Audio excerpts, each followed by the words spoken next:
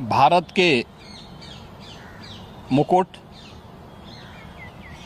जम्मू कश्मीर से अनुच्छेद 370 और 35(a) का कलंक मिटाने के साथ ही भारतीय जनता पार्टी ने जम्मू कश्मीर में विधानसभा चुनाव के प्रति अपनी प्रतिबद्धता प्रकट की थी और अब जम्मू कश्मीर में विधानसभा चुनाव की तिथियां घोषित हो चुकी हैं। यह चुनाव न केवल जम्मू कश्मीर के लोगों बल्कि लोकतंत्र में आस्था रखने वाले हर भारतीय के लिए अत्यंत महत्वपूर्ण है। दुनिया भर की निगाह आज इस ओर लगी हुई है। ऐसे महत्वपूर्ण चुनाव में इंडी गठबंधन की जो नेतृत्व कर रही है कांग्रेस ने Abdullah and sons family private limited की नेशनल कॉन्फ्रेंस के साथ गठबंधन करके फिर से अपने राष्ट्र विरोधी मंसूबों को देश के सामने रख दिया है। हाल ही में नेशनल कॉन्फ्रेंस ने अपना मैनिफेस्टो जारी किया है।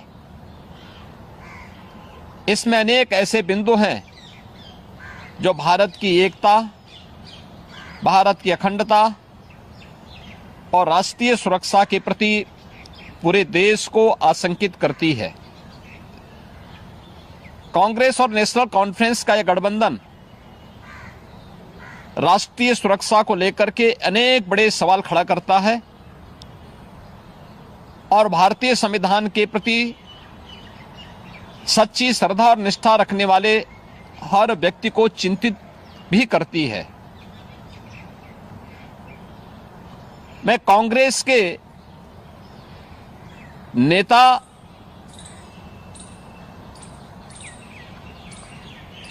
श्री राहुल गांधी से पूछना चाहता हूं कि क्या कांग्रेस नेशनल कॉन्फ्रेंस के जम्मू कश्मीर में फिर से अलग झंडे की घोषणा का समर्थन करती है? क्या राहुल गांधी और कांग्रेस पार्टी धारा 370 और आर्टिकल 35(a) को वापस लाकर जम्मू कश्मीर को फिर से अशांति और आतंकवाद के युग में धकेलने के जम्मू कश्मीर नेशनल कॉन्फ्रेंस के घोषणा का समर्थन करती है? क्या कांग्रेस जम्मू कश्मीर के युवाओं के बदले पाकिस्तान के साथ वार्ता करके फिर से अलगाववादी ताकतों का समर्थन करती है? क्या कांग्रेस पार्टी और राहुल गांधी पाकिस्तान के साथ एलओसी ट्रेड शुरू करने के नेशनल कॉन्फ्रेंस के निर्णय से फिर से बॉर्डर पार से आतंकवाद और उसके इकोसिस्टम को पोषण करने का समर्थन करती है? क्या कांग्रेस आतंकवाद और पत्थरबाजी की घटनाओं में शामिल उन उपद्रवियों के परिजनों को फिर से सरकारी नौकरी में बहाल करके आतंकवाद, दहशतगर्दी और बंद के दौर को फिर से लाने का समर्थन करती है? इस गठबंधन से कांग्रेस का आरक्षण विरोधी चेहरा भी देश के सामने आया है। क्या कांग्रेस दलितों, गुर्जरों, बकरवाल और पहाड़ियों के आरक्षण को समाप्त कर फिर से उनके साथ अन्याय करने के लिए जम्मू कश्मीर नेशनल कॉन्फ्रेंस के वायदे का समर्थन करती है? क्या कांग्रेस चाहती है कि शंकराचार्य पर्वत, तख्त सुलेमान और हरि पर्वत कोहे मारन के नाम से जाने जाएं? क्या कांग्रेस जम्मू कश्मीर की अर्थव्यवस्था को एक बार फिर से भ्रष्टाचार की आग में झोंककर पाकिस्तान समर्थित गिने चुने परिवारों के हाथों में सौंपने का समर्थन करती है? क्या कांग्रेस पार्टी जम्मू कश्मीर नेशनल कॉन्फ्रेंस के जम्मू और घाटी के बीच भेदभाव की राजनीति का समर्थन करती है? क्या कांग्रेस और राहुल गांधी कश्मीर को ऑटोनॉमी देने की जम्मू कश्मीर नेशनल कॉन्फ्रेंस की विभाजनकारी नीतियों का समर्थन करती है?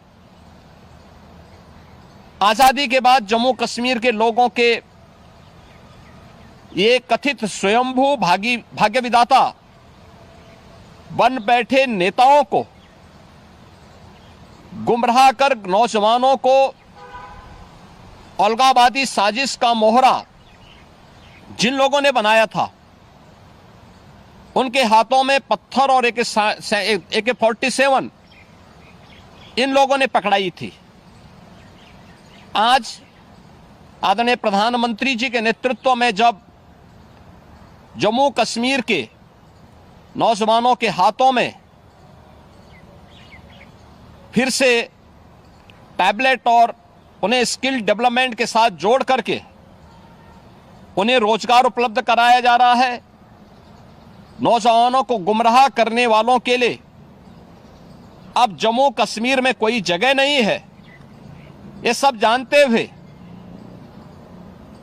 जो सपना सरदेव अटल जी ने देखा था जम्मू कश्मीर के लिए, इंसानियत, जमहूरियत और कश्मीरियत का, उन मूल्यों और उन सिद्धांतों के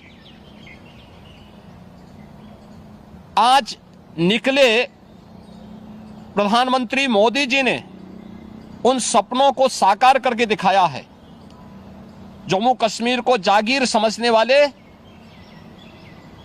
पाकिस्तान परस्त ठेकेदार और वहां की कथित लीडरशिप ने कभी सोचा नहीं कि नफरत की फसल काटने वाली उनकी सियासी जमीन सदा के लिए अब बंजर हो चुकी है।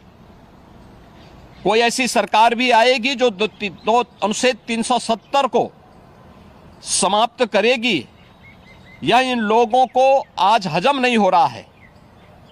अनुच्छेद 370 की समाप्ति के बाद जम्मू कश्मीर की आबो हवा बदल चुकी है, मुद्दे बदल चुके हैं।